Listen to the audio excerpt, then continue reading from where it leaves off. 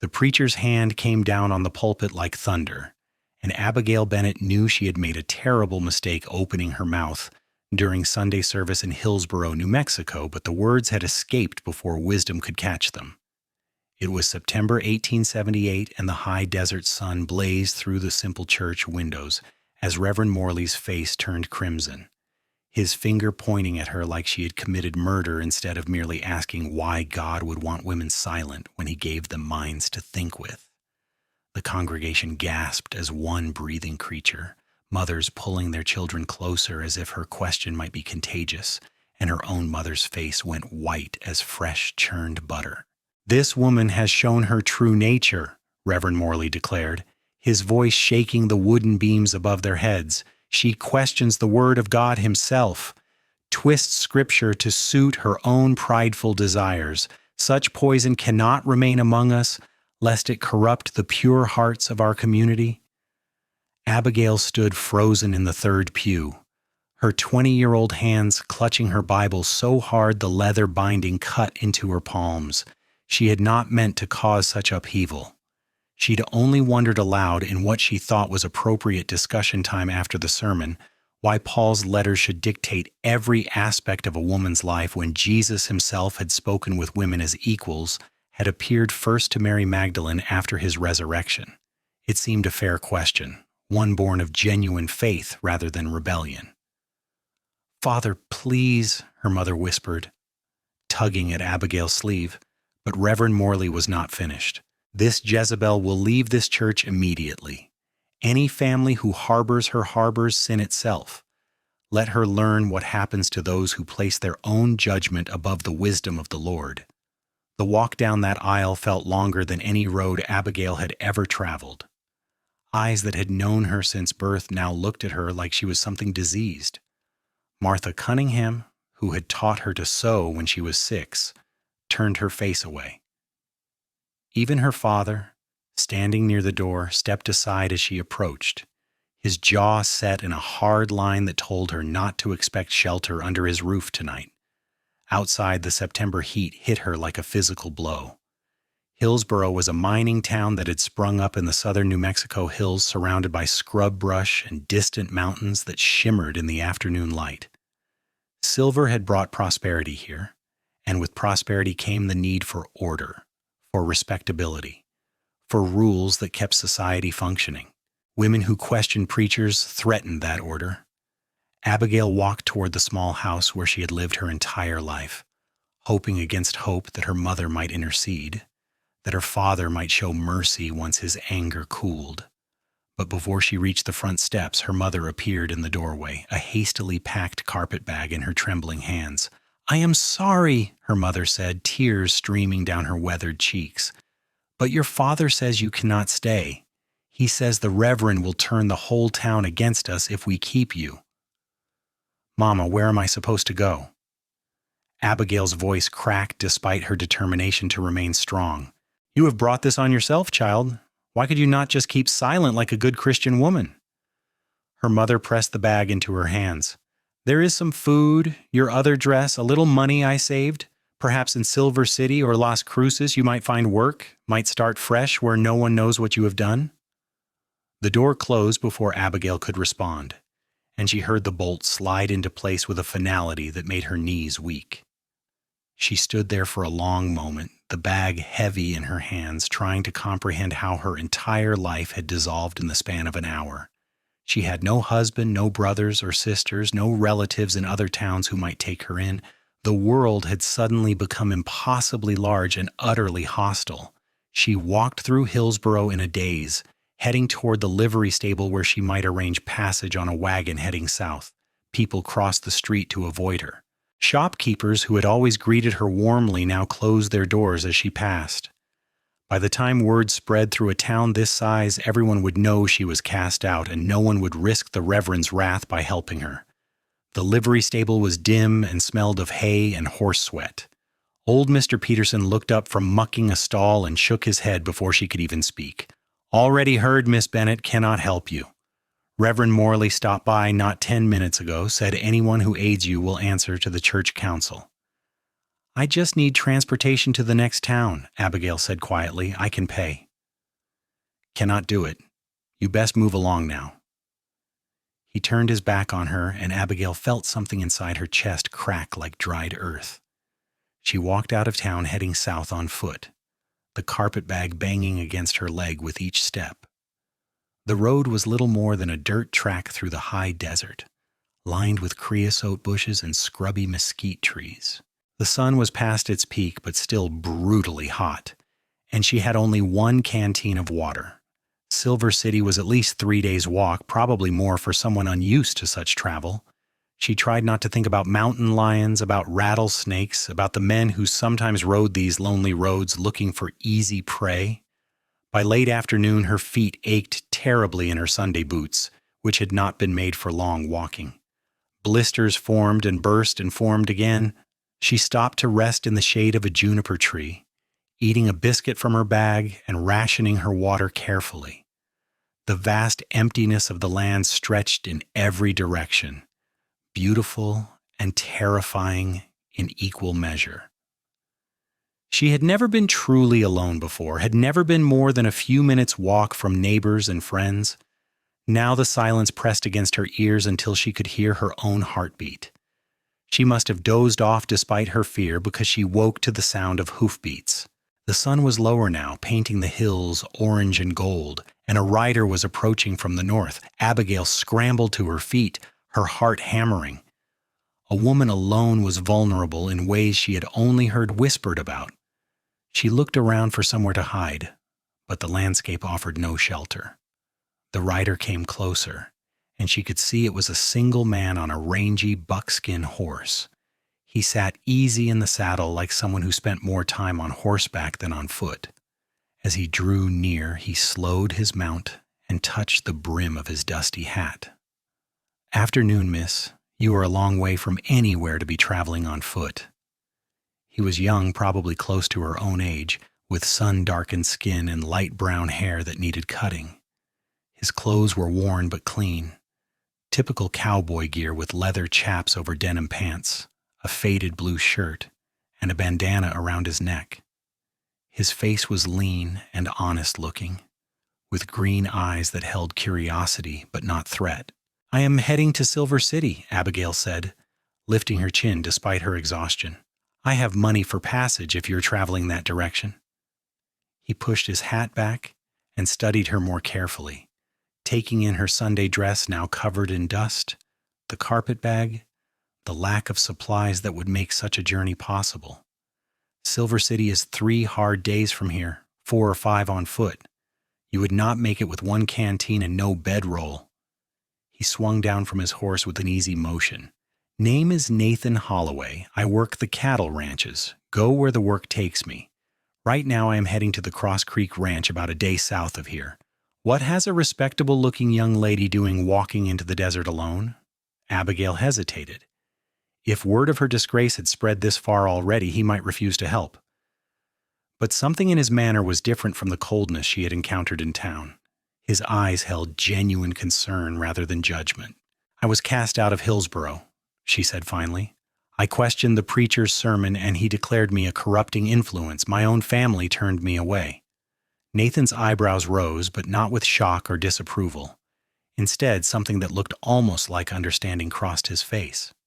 "What did you question?" "He preached that women must remain silent in all things, must never use their minds for anything beyond household tasks. I asked why God would give us minds if he did not want us to use them." The words came out defensive, expecting condemnation. But Nathan just nodded slowly. "Questions make you wise," he said simply. "My father used to tell me that. Said a man or woman who never questions anything is just following blind, and blind following leads to cliffs and canyons. What was your question exactly?" The relief that flooded through Abigail at those words nearly brought tears to her eyes. She explained about Paul's letters and Jesus speaking with women as equals, about wondering why one should override the other, about thinking faith should involve understanding rather than just obedience. Nathan listened without interrupting, his expression thoughtful. When she finished, he glanced at the darkening sky. "Well, miss, What is your name? Abigail Bennett. Well, Miss Bennett, I think your question sounds reasonable to me, though I am no scholar of Scripture. But I do know that casting you out to die in the desert does not seem very Christian either way. He untied his bedroll from behind his saddle. It will be dark soon. These hills get cold at night, and there are creatures out here that would consider you supper. I have some dried beef and beans, and I can make a fire. In the morning, we can figure out the best way to get you somewhere safe. I cannot pay much, Abigail said quickly. My mother gave me a little money, but— Did not ask for payment, Nathan interrupted gently. Sometimes folks need help, and helping is just the right thing to do. My mother raised me better than to leave a lady stranded. As darkness fell over the New Mexico hills, Nathan built a fire in a sheltered spot between two large rocks that would hide the light from anyone passing on the road. He was efficient and capable, moving with the ease of someone who had spent countless nights under the stars. He shared his food without hesitation, and when Abigail protested that she was taking his provisions, he just shrugged. I have been hungrier than this and survived. Besides, Cross Creek Ranch will feed me well enough once I arrive. They sat on opposite sides of the fire, and Nathan asked her questions about Hillsboro, about her life before this day. Abigail found herself talking more than she expected, perhaps because his questions were thoughtful and his listening genuine. He did not interrupt with his own stories or advice, just nodded and asked more questions that showed he was actually paying attention. What about you? Abigail asked eventually. Do you have family? Nathan poked at the fire with a stick, sending sparks spiraling up into the star-filled sky. My parents died of fever when I was 17. Had a younger sister, Clara, but she passed with them. Since then, I have been drifting mostly, working ranches, saving money. Someday I would like my own place, nothing big, just enough land for some cattle and horses, maybe grow hay. But that is still a few years off. I am sorry about your family, Abigail said softly. Thank you. It was 3 years ago now. The missing gets easier, but it never really goes away. He looked across the fire at her. What will you do in Silver City? Do you have skills for work? I can read and write well. I can sew, cook, keep accounts. I suppose I might find work as a seamstress or perhaps teaching if any school would hire a woman with my reputation. The uncertainty in her voice betrayed her fear. Your reputation is that you asked a question, Nathan said firmly. Any reasonable person would not hold that against you. The problem is finding reasonable people. Abigail smiled despite everything. You seem reasonable. I try to be. My father used to say that pride makes men stupid, makes them cling to ideas even when those ideas do not make sense. He said the wisest person is the one who is willing to say they might be wrong, might need to learn more. Nathan stood and added more wood to the fire. You should get some sleep.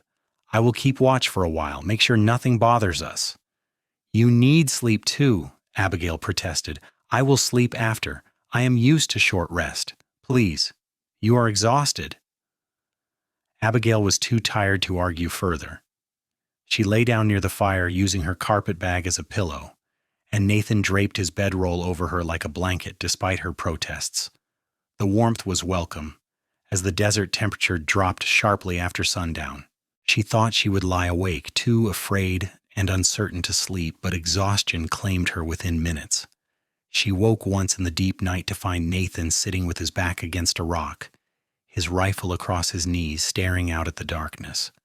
The sight should have frightened her, this armed man she barely knew, but instead she felt oddly safe. He had shown her more kindness in a few hours than her own community had after 20 years. She fell back asleep watching the firelight play across his profile. Morning came with the cool blue light of high desert dawn. Nathan had coffee boiling somehow, and he handed her a tin cup with an apologetic expression. It is not fancy, but it will wake you up. The coffee was indeed terrible, bitter and grainy, but Abigail drank it gratefully. Her body ached from sleeping on the ground, and her blistered feet throbbed when she tried to stand. Nathan noticed her wince. Let me see your feet. That would not be proper, Abigail said automatically. Neither is dying of infection because blisters got corrupted, Nathan countered. I have doctored plenty of injuries on the ranch, Please, I will look away while you remove your stockings." Reluctantly, Abigail sat and removed her boots and stockings, keeping her skirts pulled down as far as possible. Nathan crouched down and examined her feet with a clinical eye, his touch gentle. "These are bad. You cannot walk to Silver City like this." He dug in his saddlebags and came out with a small tin of salve. "This will help. My mother taught me to make it before she died. Good for wounds and burns and such."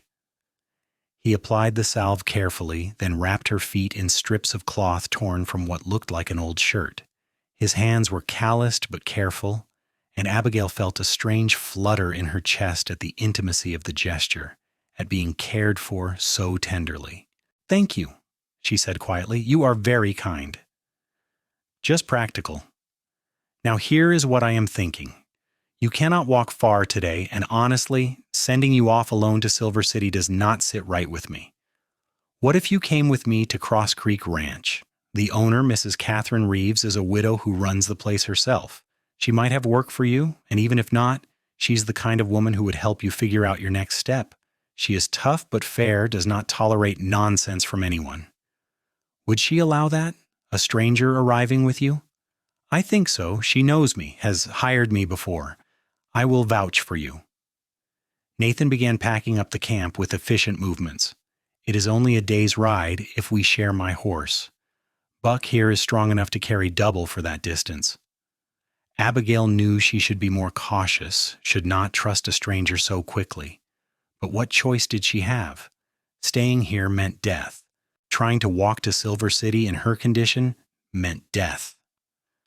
Nathan had already proven himself trustworthy, and the thought of meeting another woman who ran her own ranch, who might understand about questions and independence, sparked hope in her chest. "If you are certain it would not be an imposition," she said, "it is settled then." Nathan helped her up onto Buck, then swung up behind her. Abigail stiffened at first at the closeness, at the impropriety of sharing a saddle with a man she had just met, but Nathan kept a respectful distance, as much as the small saddle allowed, and kept his arms positioned carefully as he held the reins. "If you get uncomfortable, just say so and we will stop to rest," he said near her ear. They rode south and east through country that grew gradually more rugged. Nathan talked as they rode, pointing out landmarks, telling her about the different ranches in the area, sharing stories about his life as a drifting cowboy. He had a way of telling stories that made even ordinary events interesting, finding humor in mishaps and disasters. Abigail found herself laughing at his tale of a bull that had chased him up a windmill, leaving him stranded for 3 hours. "What did you do?" she asked. "Eventually the foreman noticed I was missing and came looking, found me sitting on the windmill platform singing every song I knew to pass the time, and that bull just standing there like he was enjoying the concert. They never let me forget it." As they rode, Abigail became more aware of Nathan himself, the solid warmth of him behind her, the easy confidence in how he handled the horse, the patience in his voice when Buck got skittish near a rattlesnake sunning itself on a rock.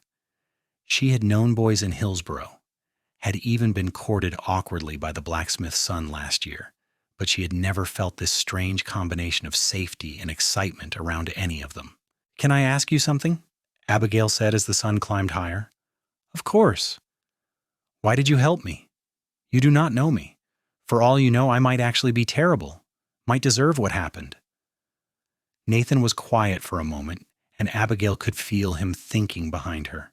"I suppose because I know what it is like to be alone, to have everything taken away.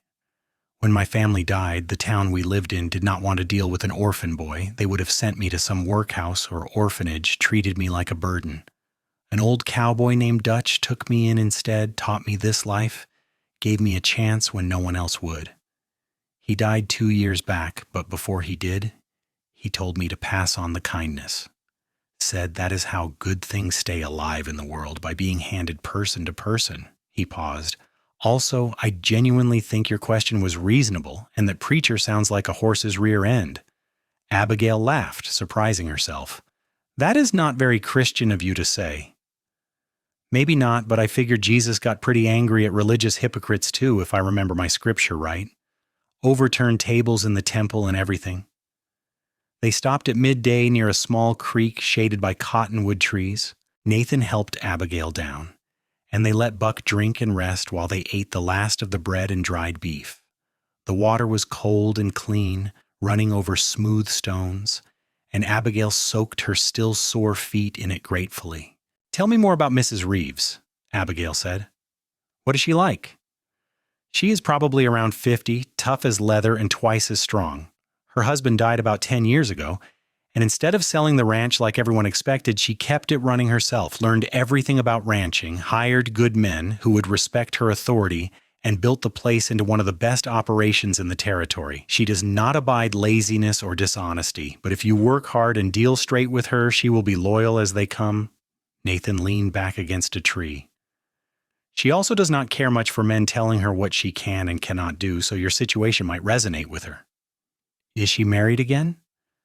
"No, she says once was enough. Says she likes running things her own way too much to let another man come in and take over, even a good one." They reached Cross Creek Ranch as the sun was lowering toward the western hills. It was a sprawling operation with a large main house built of adobe and wood, several barns and outbuildings, and extensive corrals where horses and cattle milled about. Everything looked well-maintained and prosperous, speaking to years of careful management. A woman emerged from the main house as they rode up, tall and rangy with iron gray hair pulled back in a severe bun.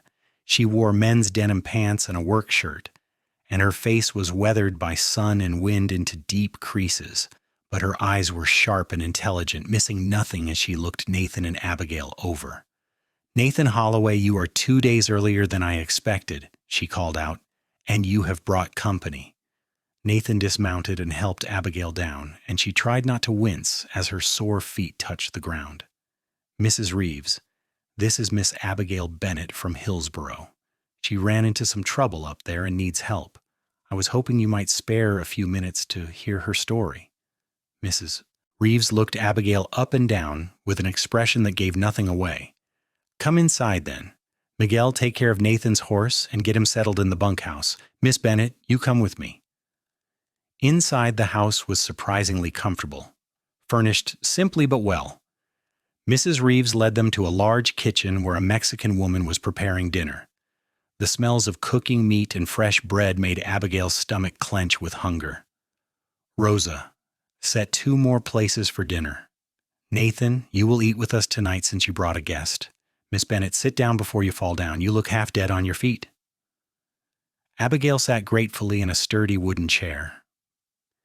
Mrs. Reeves poured water from a pitcher and handed it to her, then sat across the table with her arms folded. "Now tell me what happened." Abigail repeated her story, trying to keep her voice steady. Mrs. Reeves listened without interrupting, her expression unreadable. When Abigail finished, the older woman was quiet for a long moment. "What exactly did you ask the preacher?" Abigail explained her question about Paul's letters versus Jesus' treatment of women. Mrs. Reeves's mouth twitched, almost smiling. "And for that, they cast you out of town, your own parents included." "Yes, madam." "What do you think, Nathan?" Mrs. Reeves turned to where Nathan stood near the door. "I think the question was reasonable, and the reaction was cruel. I think Miss Bennett deserves a chance to land on her feet somewhere safe." Mrs. Reeves nodded slowly. "I agree. Miss Bennett, I can offer you work here if you want it. I need someone to help Rosa with the household tasks, to keep the ranch accounts since my eyesight is not what it used to be for small numbers, and to teach the ranch hands to read and write better. Many of them are good men but barely literate, and it limits what they can do. The pay would be fair room and board plus a small wage. The work would be hard but honest. What do you say?" Abigail felt tears prick her eyes. "I say yes, thank you, Mrs. Reeves. I will work hard, I promise." "I expect you will. One rule, though, I do not tolerate romance between my workers. It causes nothing but trouble and distractions. You will be living here, and Nathan will be working here, and I want that relationship to stay professional. Understood?" "Yes, madam," Abigail said quickly, feeling her face heat.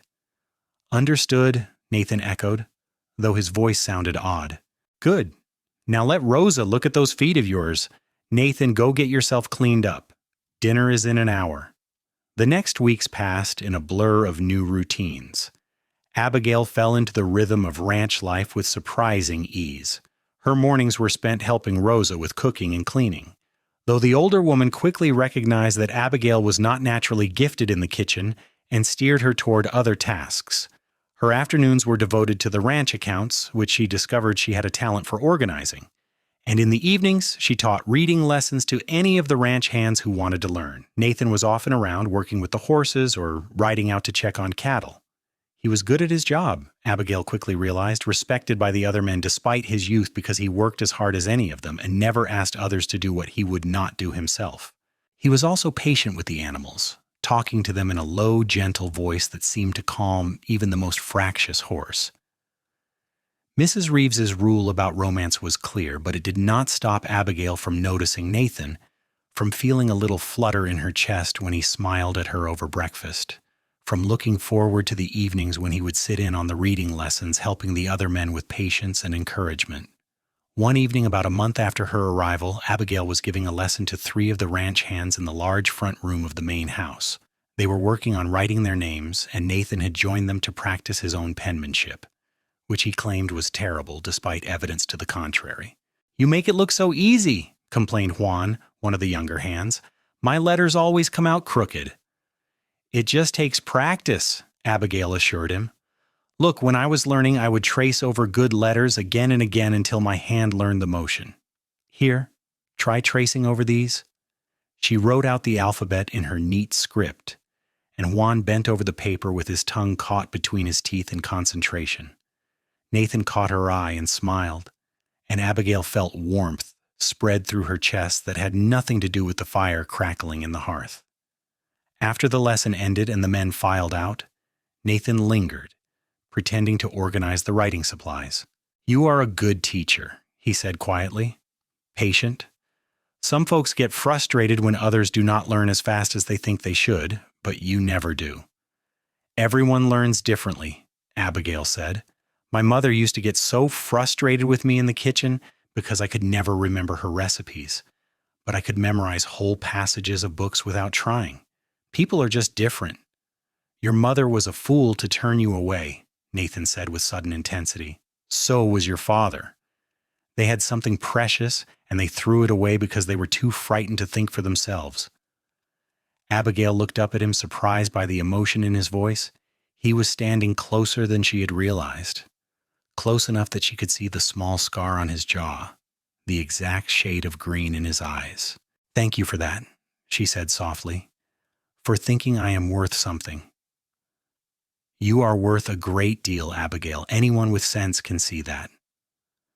The moment stretched between them, charged with something unspoken. Nathan reached out slowly, giving her time to move away, and tucked a loose strand of hair behind her ear. His fingers barely brushed her cheek, but Abigail felt the touch like electricity. "Nathan, we should not," Mrs. Reeves said.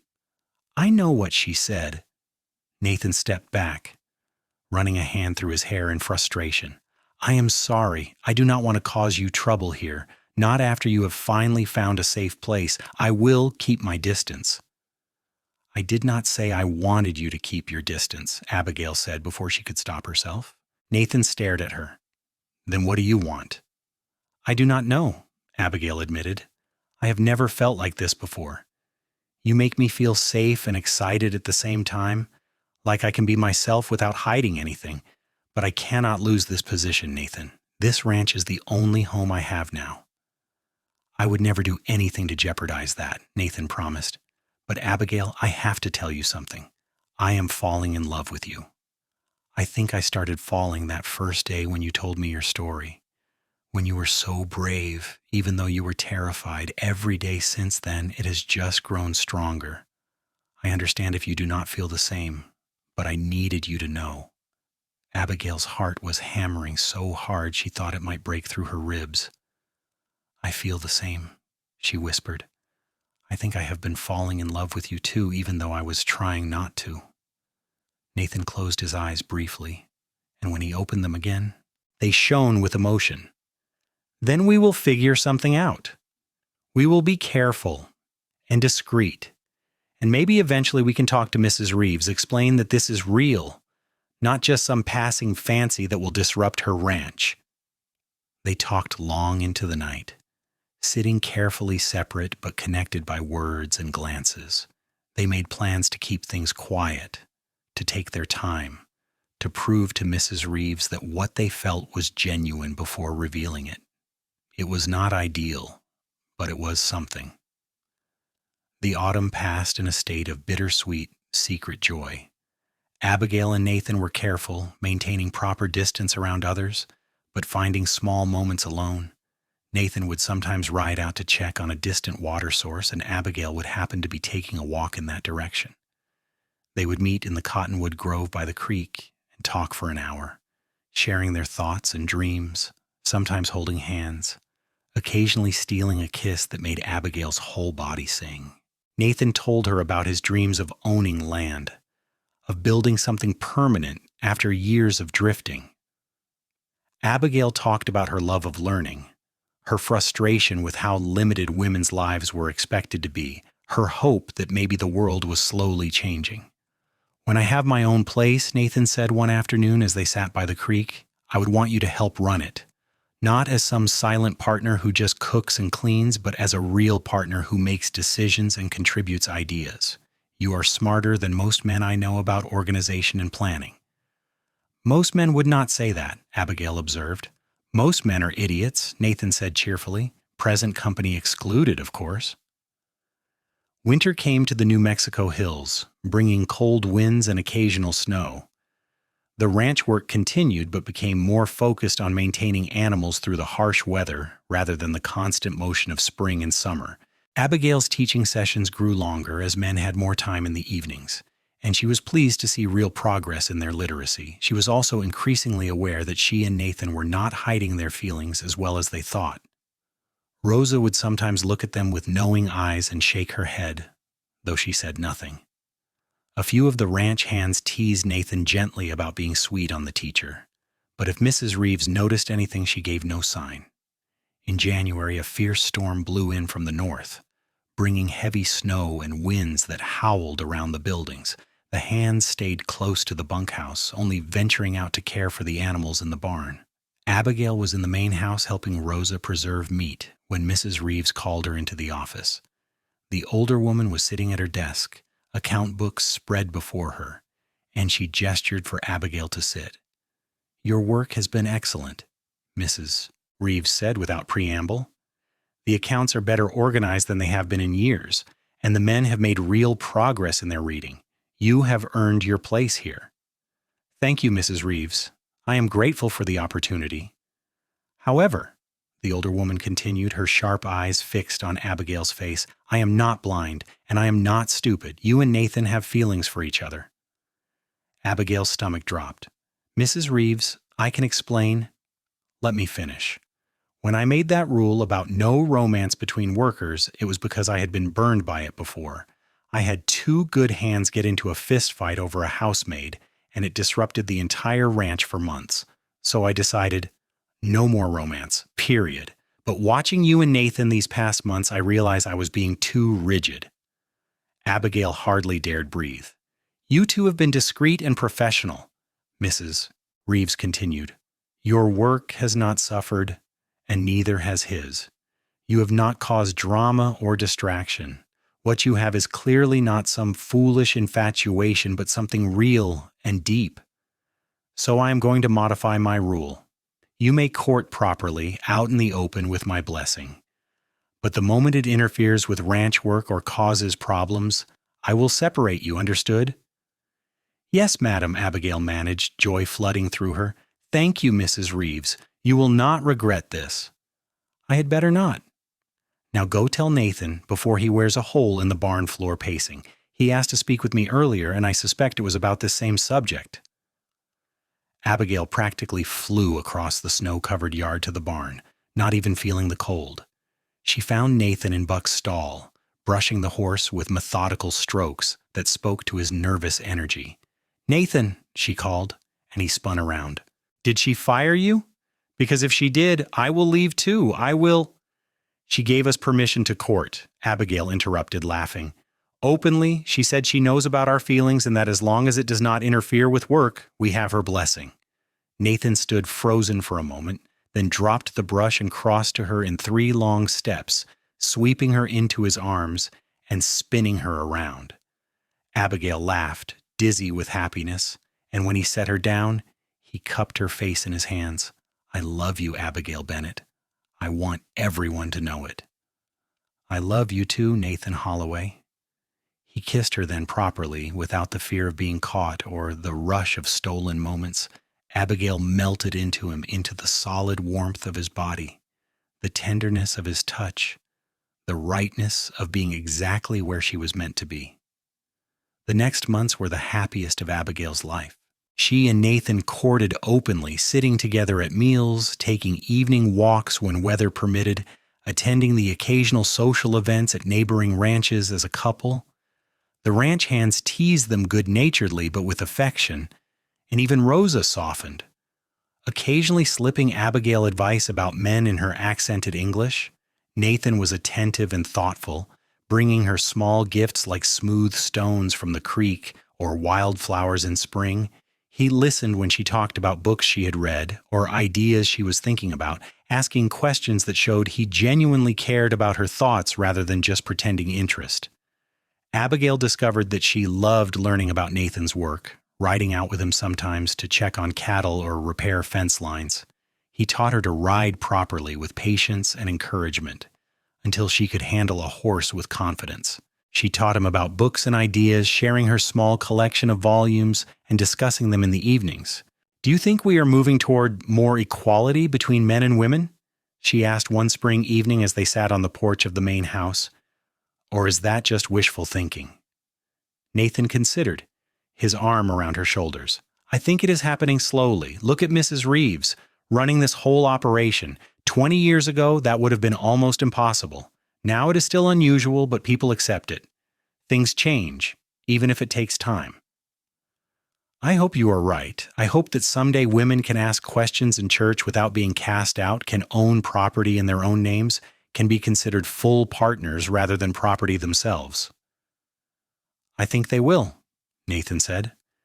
And when we have daughters, they will grow up knowing they can be anything they are smart enough and strong enough to be. Abigail turned to look at him. When we have daughters? Nathan's ears went red. I am getting ahead of myself. Abigail, I know we have only been courting officially for a few months, but I have known since that first day on the road what I wanted. I want to marry you. I want to build a life with you. I am close to having enough saved for a down payment on some land, and with both of us working, we could make it succeed.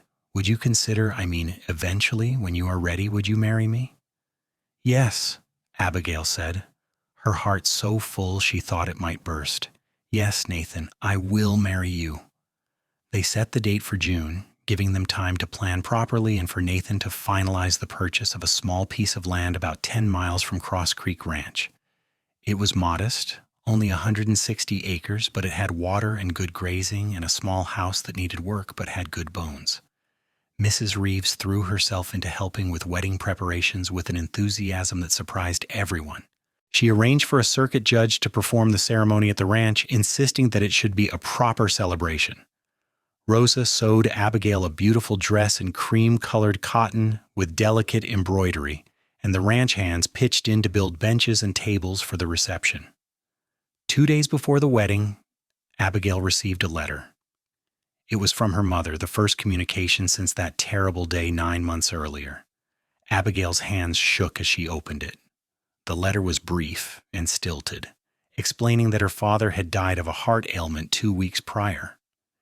In his final days, he had expressed regret for turning Abigail away, had asked her mother to reach out if she could. Her mother wrote that she understood if Abigail wanted nothing to do with them after what had happened, but she hoped that perhaps someday they might reconcile. She had heard through travelers that Abigail was working at Cross Creek Ranch and was about to be married, and she wanted to wish her daughter well, even if Abigail never wanted to see her again. Nathan found Abigail sitting on the porch steps with the letter in her lap, tears streaming down her face. What happened? Is someone hurt? Abigail handed him the letter, and he read it quickly, his expression darkening. "They do not deserve your tears," he said angrily. "Not after what they did to you." "I know," Abigail said, "but he was still my father, and she is still my mother. I am sad for what we could have been, for the family I thought I had before that day." Nathan sat beside her and pulled her close. "What do you want to do?" "I do not know. Part of me wants to write back and tell her exactly what I think of them, but another part just wants to let it go, to not carry that anger into our new life." "Whatever you decide, I will support you," Nathan promised. "This is your choice to make." After much thought, Abigail wrote a brief reply. She expressed sorrow for her father's death, but was honest about the pain his rejection had caused. She told her mother about Nathan, about the ranch, about finding a new life where questions were valued rather than punished. She did not offer immediate reconciliation, but left the door open for future communication, saying that perhaps with time, they might rebuild some kind of relationship. It felt like the right balance between honoring the past and protecting her future. The wedding day dawned clear and warm, the June sky a brilliant blue. Abigail dressed in her new gown with Rosa's help, her hair arranged in soft curls that the older woman had spent an hour creating. When she looked at herself in the mirror, she barely recognized the frightened, rejected girl who had walked out of Hillsborough alone. The woman looking back was confident, loved, and ready to start a new chapter. Mrs. Reeves had arranged for flowers from her garden to decorate the yard, and someone had built an arch covered in climbing roses under which they would say their vows. All the ranch hands were there in their best clothes, along with neighboring ranchers and their families, about 40 people in all. When Abigail walked out to the ceremony area, leaning on Mrs. Reeves's arm in place of her absent father, she saw Nathan waiting under the arch and thought her heart might overflow. He was wearing new clothes for the occasion, his hair neatly trimmed, his face shining with love and hope. The judge kept the ceremony brief and simple. When Nathan spoke his vows, his voice was steady and strong, promising to love and honor Abigail, to value her thoughts and contributions, to be a true partner in all things. When Abigail said her vows, she promised the same, adding that she would never stop asking questions and hoped he would never stop encouraging her to be wise. The judge pronounced them married, and Nathan kissed her to the cheers and applause of everyone gathered. It was not the large church wedding Abigail might have dreamed of as a girl, but it was better, surrounded by people who truly cared about them and wished them well. The reception lasted long into the evening, with food and music and dancing. Old Tom, one of the ranch hands, played fiddle, while others took turns dancing with Abigail and congratulating Nathan. Mrs. Reeves gave a speech that brought tears to Abigail's eyes, talking about courage and new beginnings and finding family in unexpected places. As the sun set and the celebration wound down, Nathan and Abigail rode out to their new home under a sky full of stars. The house was small but clean, and Nathan had spent the past week making improvements, fixing loose boards and sealing drafts, making sure everything was ready. "Welcome home, Mrs. Holloway," he said as he helped her down from her horse. "Mrs. Holloway," Abigail repeated, testing the name. "I like how that sounds." Their first months of married life were busy with establishing their ranch. They worked from dawn to dusk, Nathan handling the cattle and horses they had purchased with their combined savings, Abigail managing the household and keeping the accounts. Mrs. Reeves helped with advice and occasionally loaned them equipment or men when they needed extra hands. It was hard work, harder than anything Abigail had done at Cross Creek, but it was theirs. Every fence post they set, every crop they planted, every animal they successfully raised was building their future together. Nathan was true to his word about partnership, consulting Abigail on major decisions, listening to her ideas, valuing her contributions. One evening in late fall, about 4 months after their wedding, they sat on their porch watching the sun paint the hills gold and red. Abigail had news to share, news she had been waiting all day to tell him. "Nathan, I need to talk to you about something." He turned to her immediately, concern in his eyes. "What is wrong?" "Nothing is wrong," actually, something is very right. I am pregnant. We are going to have a baby." Nathan's face went through several emotions in rapid succession: shock, joy, wonder, and a touch of fear. "A baby? Are you sure?" "I am sure. Rosa noticed before I did, actually. She says all the signs are there, and I think she is probably right." Nathan pulled her into his arms, holding her close. "A baby," he repeated, as if trying to make it real. "Abigail, we are going to be parents." "Are you happy?" Abigail asked, suddenly nervous. "Happy? I am terrified and thrilled and amazed all at once. We are going to be parents, Abigail. We are going to have a family." He pulled back to look at her face. "Are you happy?" "Yes," Abigail said, and realized it was completely true. "Yes, I am happy. I am going to be a mother, and you are going to be a father, and we are going to raise our child to ask questions and be wise and never be afraid to think. And to know they are loved," Nathan added. "No matter what, our child will always know they are loved and valued." The pregnancy progressed through winter and into spring. Nathan was attentive to the point of being overprotective, insisting Abigail rest more, trying to take over all the heavy work. Abigail appreciated his concern, but also had to firmly remind him that pregnancy was not an illness, and she was perfectly capable of continuing most of her normal activities. Mrs. Reeves and Rosa were frequent visitors, bringing food and supplies and advice. Rosa, who had raised several children of her own, became Abigail's primary source of information about what to expect, explaining things in matter-of-fact terms that made the whole process seem less frightening. As Abigail's belly swelled with their growing child, she and Nathan would sit together in the evenings with his hand on her stomach, feeling the baby kick and move. "What do you think it will be?" Nathan asked one night. "Boy or girl?" "I do not know," Abigail said. "Does it matter to you?" "Not even a little. As long as the baby is healthy and you are safe, that is all I care about." In May, when the desert was blooming with the last of the spring wildflowers, Abigail went into labor. Nathan rode to Cross Creek Ranch to fetch Rosa, then spent the next 12 hours pacing outside the bedroom door while Rosa and Mrs. Reeves attended to Abigail inside. Labor was every bit as difficult as Rosa had warned her it would be, waves of pain that seemed to go on forever. But Abigail focused on the fact that at the end of this she would hold her child. She thought about how far she had come from that frightened girl cast out of Hillsborough, how much her life had changed because she had dared to ask a question. Finally, after what seemed like an eternity, she heard a baby's cry, and Rosa was placing a squirming, red-faced infant in her arms. "A boy," Rosa announced with a smile. "A beautiful, healthy boy." Nathan burst through the door before anyone could stop him, his face wild with concern. "Abigail, are you all right?" "I am fine," Abigail said, exhausted but radiant. "Come meet your son." Nathan approached slowly, almost reverently, and looked down at the baby in her arms. His expression went soft with wonder. "He is so small," he whispered. "Here, hold him." Abigail placed the baby in Nathan's arms and watched as her strong, capable husband cradled their son with infinite gentleness. "What should we name him?" Nathan asked, unable to take his eyes off the baby's face.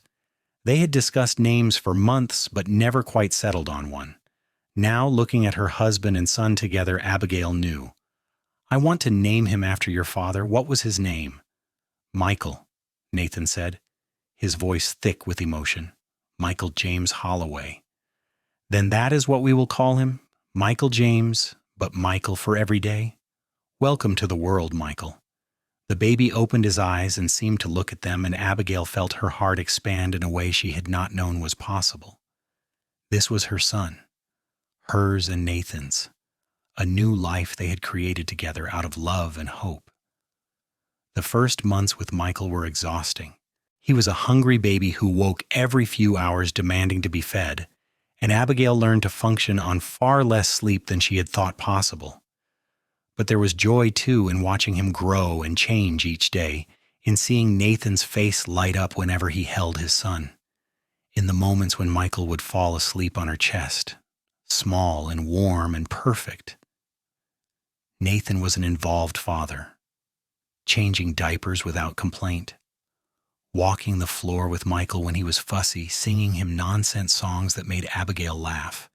He continued his ranch work, but arranged his schedule so he was never gone for long stretches, always making sure Abigail had help and support. Their little ranch continued to prosper. By Michael's first birthday, they had tripled their cattle herd and were making enough profit to consider adding more land. Abigail had taken over correspondence with several other small ranchers, essentially becoming a purchasing agent who could get better prices by combining orders, and the small commission she earned added nicely to their income. Michael grew into a sturdy, curious toddler with his father's green eyes and his mother's determined chin. He was into everything, asking endless questions about how things worked, pointing at animals and objects and demanding their names. Nathan joked that he had clearly inherited Abigail's inquisitive nature. When Michael was 2, Abigail discovered she was pregnant again. This time the news felt less frightening and more like a natural expansion of their family. The pregnancy was easier than the first, perhaps because she knew what to expect. And in early spring she gave birth to a daughter they named Sarah Catherine, after Catherine Reeves, who had given Abigail her first chance at a new life. Sarah was a calmer baby than Michael had been, content to lie in her cradle watching the world with serious dark eyes. Michael was fascinated by his baby sister, always wanting to touch her gently and bring her things he thought she might like. Life fell into a comfortable rhythm. The ranch continued to grow, and Nathan and Abigail became known in the region as fair dealers and good neighbors. They helped other small ranchers when drought or disaster struck, remembering what it was like to need help themselves. When Michael was 5 and Sarah 3, Abigail started teaching them to read just as she had taught the ranch hands at Cross Creek. Michael took to it eagerly, soaking up knowledge like a dry field soaking up rain. Sarah was more interested in drawing and music, but she learned her letters well enough. One evening, after the children were in bed, Nathan and Abigail sat on their porch watching the stars emerge in the darkening sky. It had become their habit. This quiet time together after the busyness of the day, a chance to connect and share their thoughts. "I got a letter from my mother today," Abigail said. They had maintained occasional correspondence over the years, careful letters that slowly rebuilt bridges without pretending the past had not happened. "She wants to come visit, to meet the children. She says she's ready to apologize properly for what she did." "How do you feel about that?" Nathan asked carefully. "I think I would like to see her, not to forget what happened, but maybe to move past it. The children should know their grandmother if she is willing to be one." Abigail leaned against Nathan's shoulder.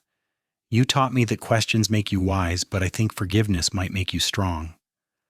Then we will invite her, but if she causes you any pain or says anything to hurt you or the children, she will answer to me." Abigail's mother arrived in June, a smaller and frailer woman than Abigail remembered. Time and grief had aged her, and when she saw Abigail, tears streamed down her weathered face. "I'm sorry," she said simply. "I have wanted to say that for 6 years now. I was wrong. Your father was wrong. The whole town was wrong. You asked a good question, and we punished you for thinking. I was a coward who chose fear over love, and I have regretted it every single day since." Abigail felt her own tears coming. "I forgive you, Mama. It took time, but I do." They embraced, and while it could not erase the past, it was a start. Over the next week, Abigail's mother proved to be a doting grandmother, delighted with Michael and Sarah. And slowly she and Abigail began to rebuild their relationship on a new, more honest foundation. One afternoon, they sat on the porch while the children played in the yard under Nathan's watchful eye. "You have built a good life here," her mother said. "A better life than you would have had in Hillsboro, truth be told. And Nathan is a good man, treats you with real respect and partnership." "He is my best friend as well as my husband," Abigail agreed. "I am lucky I found him." "It was not luck, dear. It was courage. You could have given up that day on the road, could have just lain down and died, but you kept going, and you were open to help when it came. That takes strength." When her mother left to return to Hillsborough, they parted with promises to write more often and hopes for future visits. Abigail felt a sense of peace about it, not a complete healing, but a genuine new beginning. The years continued to pass, bringing the normal mixture of joys and challenges. The ranch grew steadily more prosperous. Michael and Sarah grew tall and healthy, and when Sarah was 7, Abigail gave birth to another son, Daniel Nathan, whose arrival completed their family. Michael proved to have a natural talent with horses, and by the time he was 12, he was helping Nathan break and train them. Sarah developed a gift for drawing and painting, capturing the beauty of the New Mexico landscape in ways that amazed everyone who saw her work. Daniel was still young, but he showed signs of being the most mischievous of the 3 children, keeping his parents constantly on their toes. Abigail continued her work with literacy, starting an informal school for children of neighboring ranches. Several times a week, 5 or 6 children would gather at the Holloway Ranch for lessons in reading, writing, and arithmetic. Abigail taught them that asking questions was not just acceptable, but essential. That learning to think for themselves was as important as memorizing facts. Nathan expanded their operation to include breeding horses specifically for ranch work, developing a reputation for producing intelligent, even-tempered animals. He never lost his gentleness with creatures or people, and his children adored him, following him around the ranch whenever they could. Mrs. Reeves remained a frequent visitor and close friend until her death when Abigail was 35. The older woman left a portion of her estate to Abigail and Nathan in recognition of their friendship and in thanks for giving her hope that good people still existed in the world. Her gift allowed them to purchase more land and finally achieve Nathan's dream of a truly substantial ranch. One evening when Abigail was 40, she and Nathan sat on their porch watching the sunset as they had done thousands of times before. Michael was 20, working a neighboring ranch to learn different techniques before eventually taking over the Holloway operation. Sarah was 18 and talking about going to San Francisco to study art at a new school for women. Daniel was 12 and currently covered in mud from helping his father dig a new irrigation ditch. "Do you ever think about that day?" Nathan asked quietly. "The day we met on the road?" "Sometimes," Abigail admitted. "I think about how terrified I was, how alone I felt. And then I think about how you stopped and helped me, how you said questions make you wise instead of treating me like I was broken." "Best decision I ever made," Nathan said, stopping to help that dusty, footsore woman with fire in her eyes. "I was not that bad," Abigail protested, laughing. "You were magnificent," Nathan corrected. "You still are. You built all this, Abigail, the school, the ranch. Our children who are growing up knowing they can think and question and be whoever they are meant to be. You did that." "We did that," Abigail corrected. "Together." Nathan pulled her close, and they sat in comfortable silence, watching the light fade from the sky. Abigail thought about the journey that had brought them to this moment, how a single terrible day had somehow led to everything good in her life. She thought about the girl who had dared to ask a question in church, and the woman she had become because of it. "Do you think things are changing?" she asked Nathan. "For women, I mean. Are we moving toward a better world?" "I think so," Nathan said. "Slowly, but yes. Look at Sarah, talking about going to art school. That would have been impossible when we were her age. And you have taught dozens of children, girls and boys, to think critically and ask questions. That ripples out, changes things in ways we cannot even measure. I hope you are right. I hope our grandchildren grow up in a world where no one is cast out for questioning, where everyone is valued for their mind and character rather than their gender or obedience." "They will," Nathan promised, "because people like you keep asking questions, keep pushing for better, keep refusing to accept that the way things are is the way they have to be. You are changing the world, Abigail, one question at a time." Sarah left for San Francisco the following spring, armed with her parents' support and enough money to support herself while she studied. Her letters home were full of excitement about the new things she was learning, the other young women she was meeting who also dreamed of artistic careers. Abigail read each letter with pride and a little wistfulness, wishing such opportunities had existed when she was Sarah's age. Michael married at 22, choosing a smart young woman named Emma, who ran her family's dry goods store with impressive business acumen. They built a house on the edge of the Holloway Ranch and began their own family, giving Abigail and Nathan their first grandchild, a boy named Thomas, when Abigail was 43. Holding her grandson for the first time, Abigail thought about cycles and generations, about how each person's choices rippled forward in time. She thought about the community that had cast her out and wondered if any of them ever regretted it, ever questioned whether they had been right. She hoped that somewhere, someday, another young woman would ask a question in church and be met with thoughtful discussion instead of condemnation. Daniel proved to be a talented student, devouring books almost faster than Abigail could acquire them. When he was 15, a traveling professor stopped at their ranch and spent an evening discussing literature and philosophy with Daniel, afterward telling Nathan and Abigail that their son had the mind of a scholar and should be encouraged to pursue higher education. "What do you think?" Nathan asked Abigail after the professor left. "Should we send him to university?" "I think we should let him choose," Abigail said. "He might want to stay here and work the ranch, or he might want to go learn other things. Either way, we will support him." Daniel chose university, leaving at 18 to study law at a school in Colorado.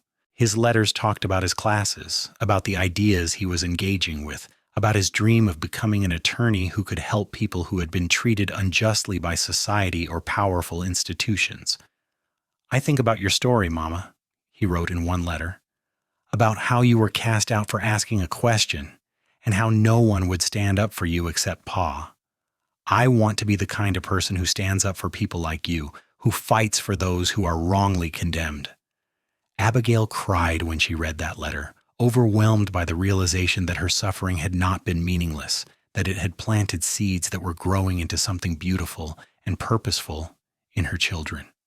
Sarah returned from San Francisco after 3 years with a portfolio of stunning work and a commission to paint portraits for several wealthy families in Santa Fe. She set up a studio in town but visited the ranch frequently, often bringing interesting friends, artists, and writers and thinkers who engaged in the kind of lively discussions Abigail had always loved. As Abigail entered her 50s, she began writing down her story not for publication, but for her grandchildren and their children after them. She wanted them to know where they came from, to understand that their freedom to think and question had been bought with pain and courage, with the decision one young woman had made to keep asking questions even when the world told her to be silent.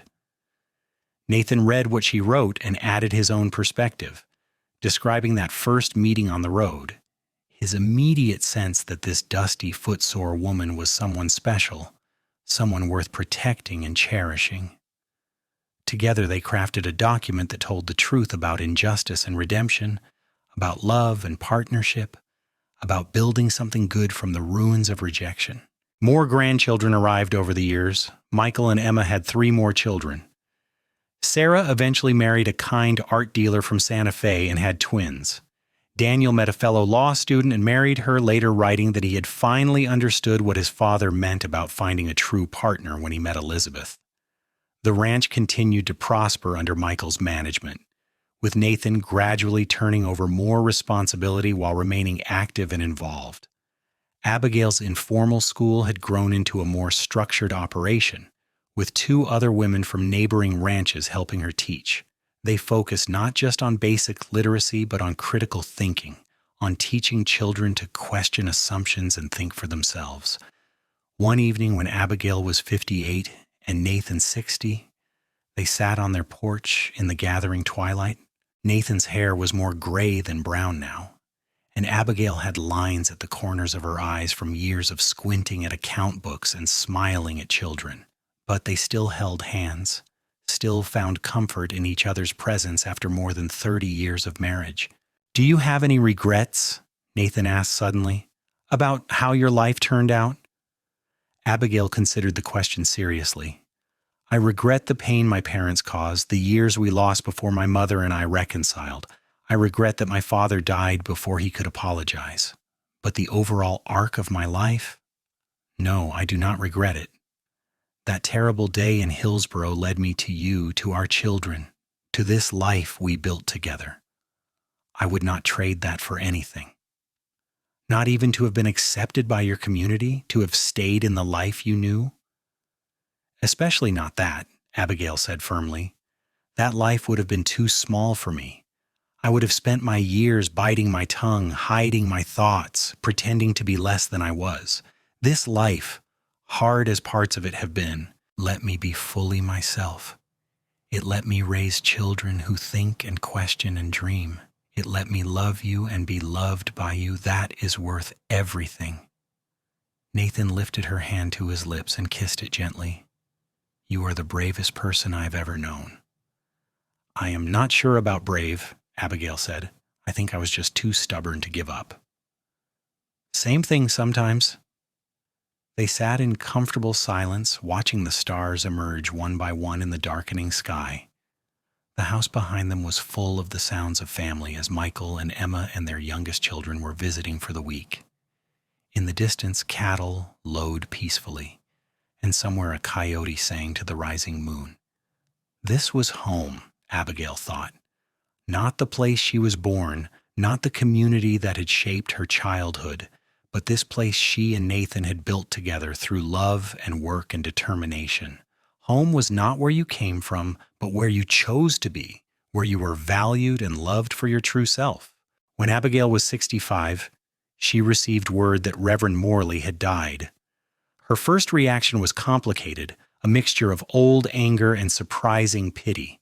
This was the man who had cast her out, who had turned her community against her, who had nearly destroyed her life. But he had also inadvertently given her the greatest gifts, because his cruelty had set her on the path to Nathan and everything that followed. She did not attend his funeral, but she did write a letter to the current minister of the church in Hillsborough, a younger man she had met once during a visit to her mother.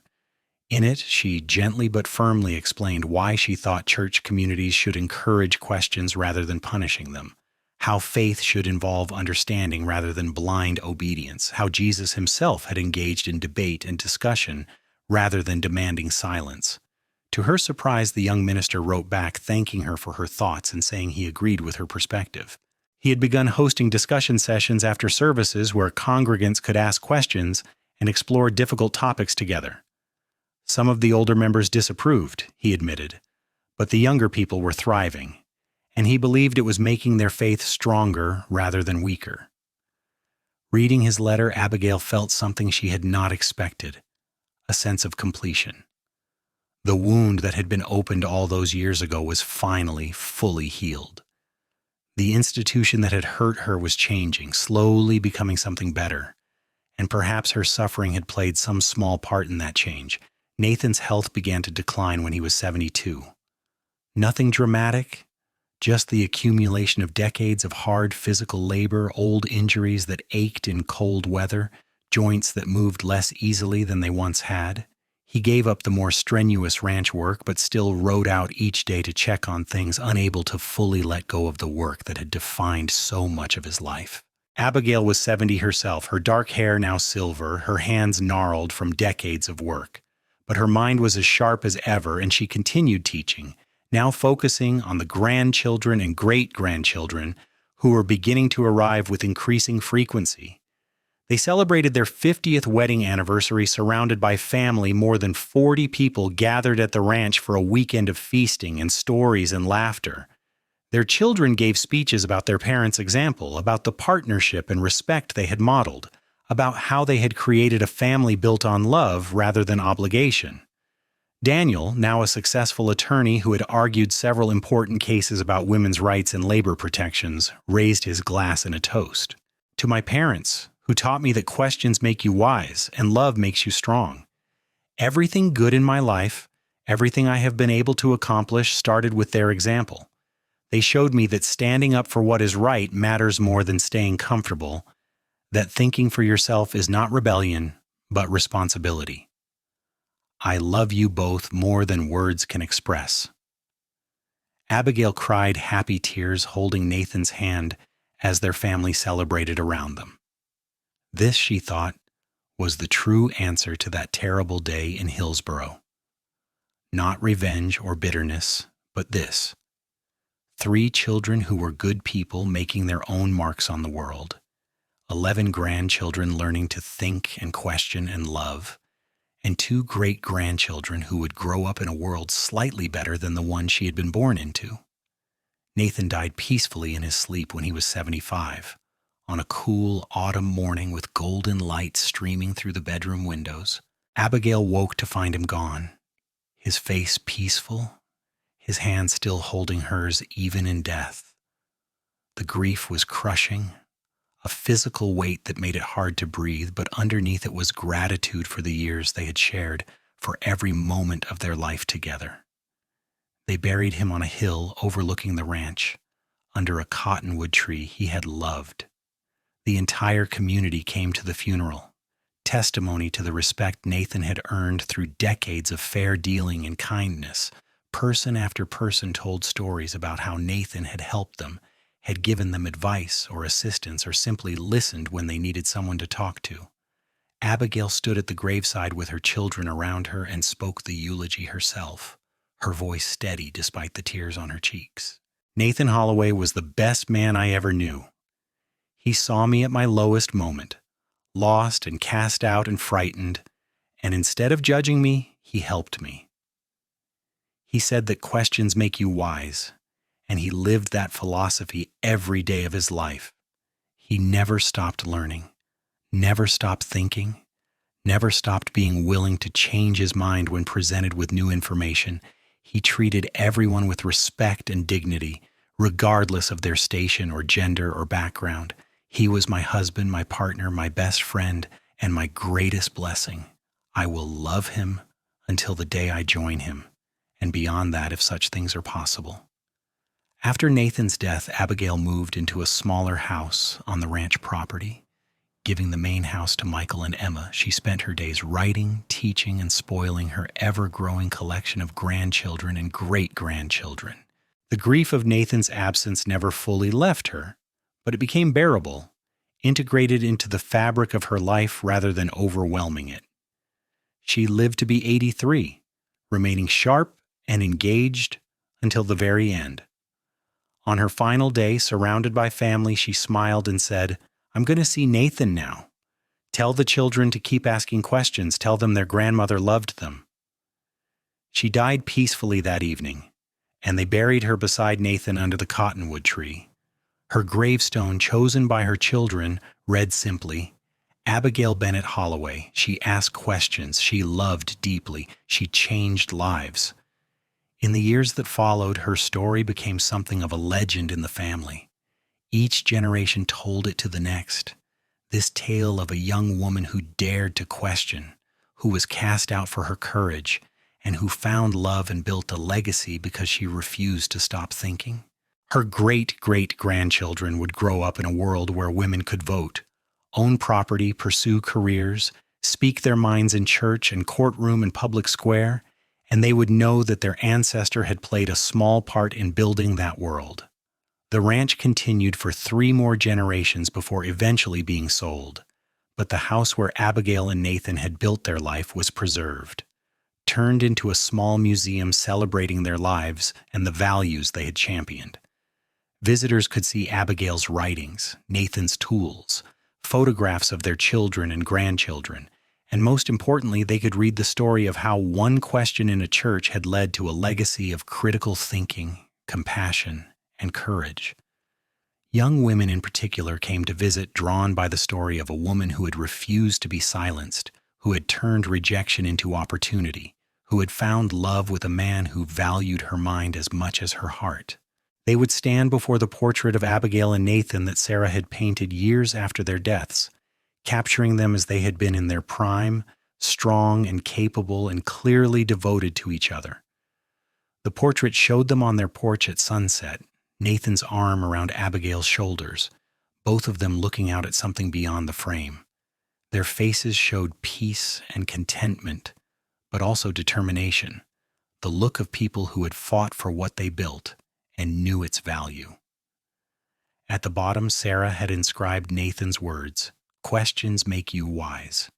And in homes and schools throughout New Mexico and beyond, people continued to tell the story of the woman who was cast out for questioning the preacher's words, and the cowboy who said questions make you wise, and how together they built something beautiful from the ashes of rejection. It became a story about courage and love, about thinking for yourself and standing by your principles, about how sometimes the worst thing that happens to you can become the doorway to your best life. But most of all, it was a story about partnership, about two people who found each other when they both needed someone most, who built a life based on mutual respect and genuine love, who raised children to be thinkers and questioners and compassionate human beings. It was a story that reminded people that asking questions is not rebellion but wisdom, that being cast out by those who fear inquiry is not a mark of shame but of courage, and that the truest love comes not from blind acceptance but from seeing someone completely and choosing them anyway. The legacy of Abigail Bennett and Nathan Holloway lived on in every descendant who asked a difficult question, in every person who stood up for someone being wrongly condemned, in every partnership built on equality and respect. Their story proved that even the darkest beginning can lead to the brightest ending, that courage and love can transform rejection into redemption, and that sometimes the best answer to being told you must be silent is to keep asking questions until the world learns to listen.